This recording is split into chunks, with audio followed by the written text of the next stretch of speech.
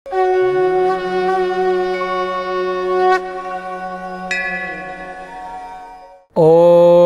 क्रीं महाकाल्यै नमः। जयंती मंगला काली भद्रकाली कपालिनी दुर्गा शिवा क्षमाधात्री सदा स्वाहा नमस्तुते। नमस्कार दर्शक बंधु, जय जगन्नाथ। मु ज्योतिर्विद वास्तुविद डॉक्टर श्रीवत्स खड़ीरत्न आज आपण मानक स्वागत जनाऊँगी आज सप्तांग को। दर्शक बंधु, प्रत्येक दिन भली आज आम जाना कौन रही आज दिनर विशेषत्व। दर्शक बंधु, आज आश्विन कन्या मास 17 दिन रही अक्टोबर मास 3 तारीख शुक्रवार रही नैसर्गिक शुभग्रह जे कि भेनस बा शुक्र आज तांकर 12 चमत्कार 12टी। पापांकुशा एकादशी रही आज भसाणी पर्व माँ जगज्जननींकर। शुक्ल पक्ष एकादशी तिथि रही संध्या 6:34 पर्यंत। यापर द्वादशी तिथि भोग हे। श्रवणा नक्षत्र रही दिन 9:34 पर्यंत। पर धनिष्ठा नक्षत्र आसबे। आज शरण पंचक दोष रही तृण काष्ठ छेदन निषेध करेंगे। मकर राशि चंद्रमा रही रात्र 9:27 पर्यंत। यापर कुंभ चंद्र रे अर्थात आपणकर कुंभ चंद्र भोग हे। धृति जोग रही वाणिज्यकरण रही रव्यांश रही 15 अंश 27 कला एवं 10 विकला पर्यंत गति करिसेंती। जोगिनी आज आग्नेय कोणरे आपणकर कौमारी रूपरे अवस्थान करुचंती। संध्या 6:34 पर नैऋत गरुड़ासनी रूपरे सम्मुख जोगिनी थिबारु आपणकर आग्नेय कोण एवं नैऋत कोण जहाँकि पूर्व एवं दक्षिण मझी कोण को दक्षिण एवं पश्चिम मझी कोण नैऋत कोण को आपण यात्रा करंतु नाही, कारण सेटारे सम्मुख जोगिनी गरुड़ासनी एवं कौमारी रूपरे अवस्थान करिथिबारु अनिष्ट होबार संभावना रही।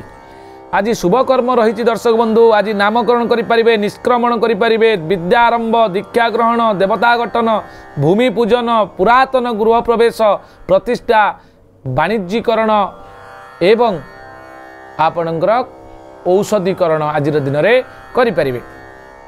शुभ समय रही दिन 8:49 रु 10:23 पर्यंत। दिन 11:10 रु 11:57 पर्यंत। दिन 1:32 रु आपणकर 3:52 पर्यंत। रात्र 7:53 रु 10:20 पर्यंत आपणकर रही शुभ समय। आम जदि चंद्रशुद्धि देखा रात्र 9:27 पर दर्शक बंधु मेष वृष मिथुन सिंह कन्या तुला मकर एवं कुंभ राशि आपणकर रही चंद्र शुद्धि। राहु काल आज दिन रोचंती दिन 10:05 रु 11:34 पर्यंत। काल बेला एवं 12 बेला आम जो देखा गोटे समय भोगाऊँ जहाँकि अशुभ समय ताकू मन रखु दर्शक बंधु।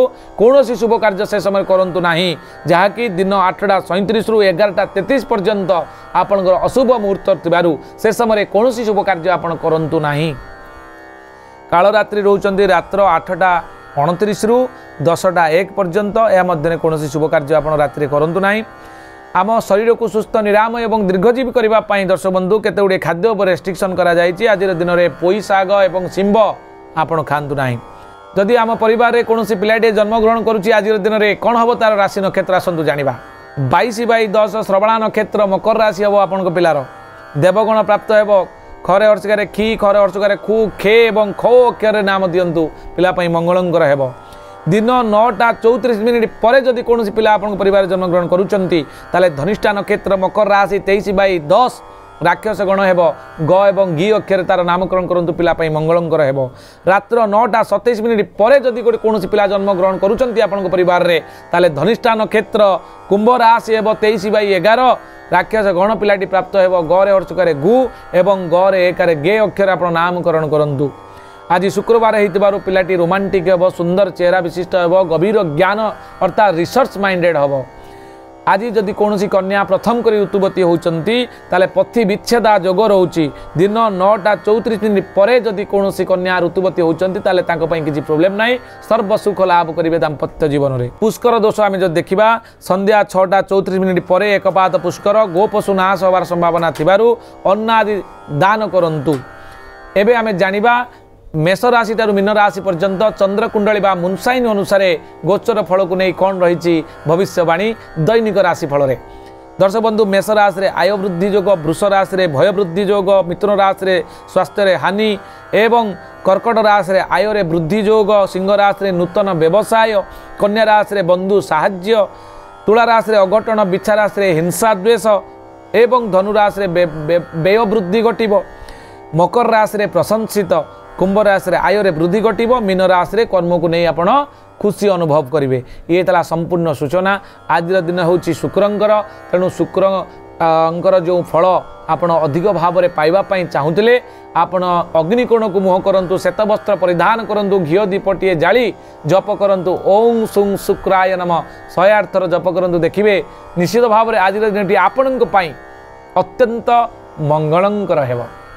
आज एति दर्शक बंधु पुणी देखा आसंता काली आज सप्तांग। नमस्कार, जय जगन्नाथ।